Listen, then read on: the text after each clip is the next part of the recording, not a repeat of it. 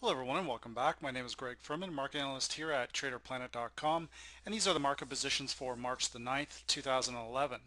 Now our first trade for tonight or for tomorrow, depending on when you're looking at it, is going to be in the stock market, specifically the Sprint Nextel, the S stock. So what I see here is a good day trading opportunity. We've got a nice signal here from Vantage Point. We've had a big push up today. This screams of a retracement for tomorrow, but a good buying opportunity. We can see that our predicted true strength indicator, our predicted MACD, and our predicted short, medium, and long-term differences have all turned very positive.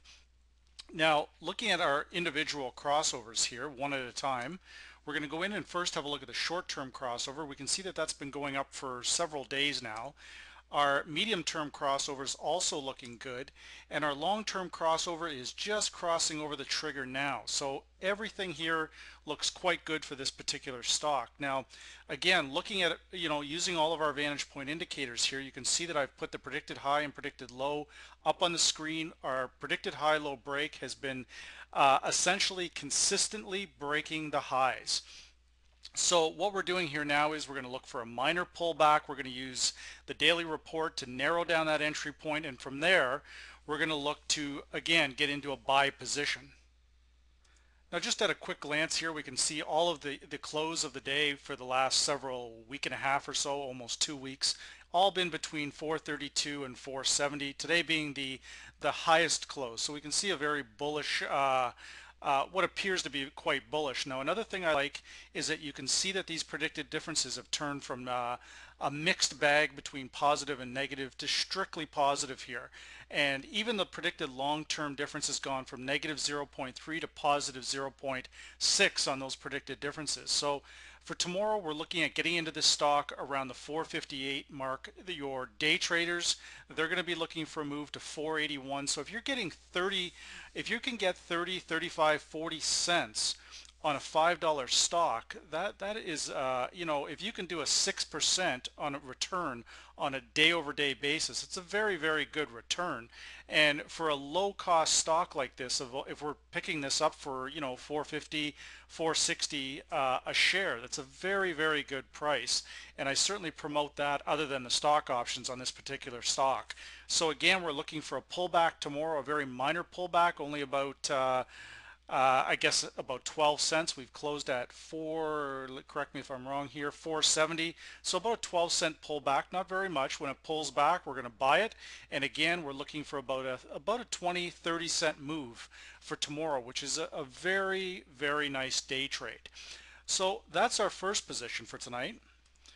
Now our second position for tonight is the U.S. Swiss franc currency pair in the Forex market. Now anybody watching the Forex weekly outlook, and then of course my direct clients, I've told you pretty much exactly what's going to happen on this U.S. Swiss franc pair, that we're in a very, very repetitive pattern here. The Swiss franc is very weak at the beginning of the month, towards the middle of the week, or the middle of the month, excuse me, and then towards the end of the month, the Swiss franc actually gets very strong, and you can see these moves up are very consistent. They're around the end of the first trading week of each month, or the beginning of the second week. And this pattern here goes all the way back into November, and you can see it clear as day. At the beginning of each month, the U.S. Swiss franc rallies up. Then towards the end of the month, it falls off. Then you can see here we're coming into February 7th, February 8th. U.S. Swiss franc rallies all the way back up to the 98 level. Then we peak out around this 98 level towards the 20th of each month, and then it falls off and it collapses back down again.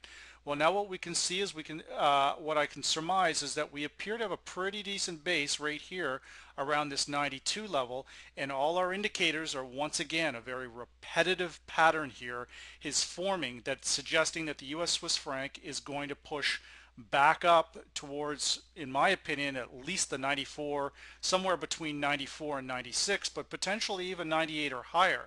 Now let's go in and have a look at these crossovers and see what we've got going here. So our predicted short-term crossover is a day old, and you can see it's been very, very accurate. It's moving up.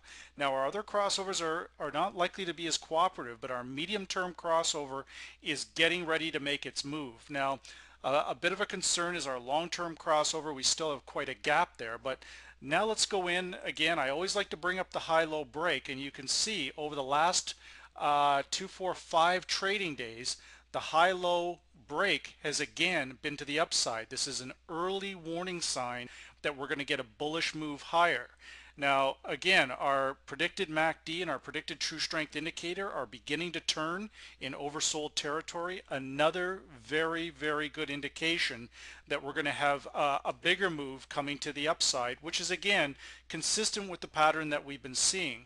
Now, what I want to do is want to bring up the triple EMA cross again, just to point out the key areas: 93.66, 93.03, and 93.04. Now, we've hit a high of 93.62, 93.64 today. So you can see that the market's come up and it's hit right into that 18-day predicted moving average, but it's contained it for now. So the question is, are we going to have a shallow pullback tomorrow? Are we going to have a complete trend reversal? Is it going to move lower?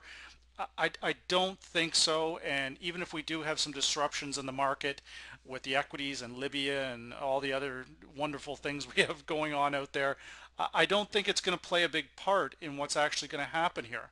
Now our neural index is turned up. We've got 93.87, 93.01. I would agree with that. 93, 93.10 area. Stops, I want the stops down in the 91.90 area. I want it away from that base, just in case we have some stop loss hunting in the morning, which is possible.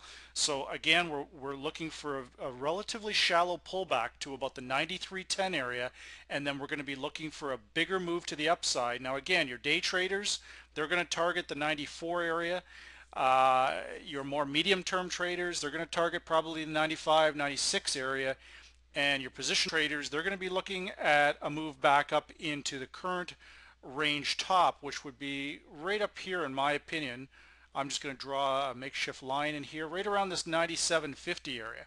So these currencies, what I can tell you is that these currencies play ranges.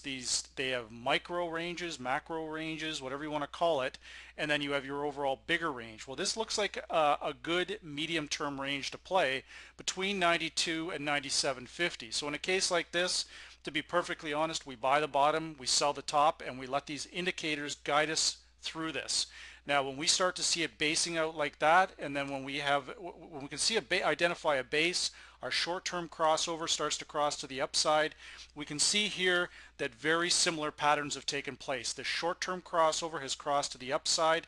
That's been a leading indicator for about a 300 pip move each time.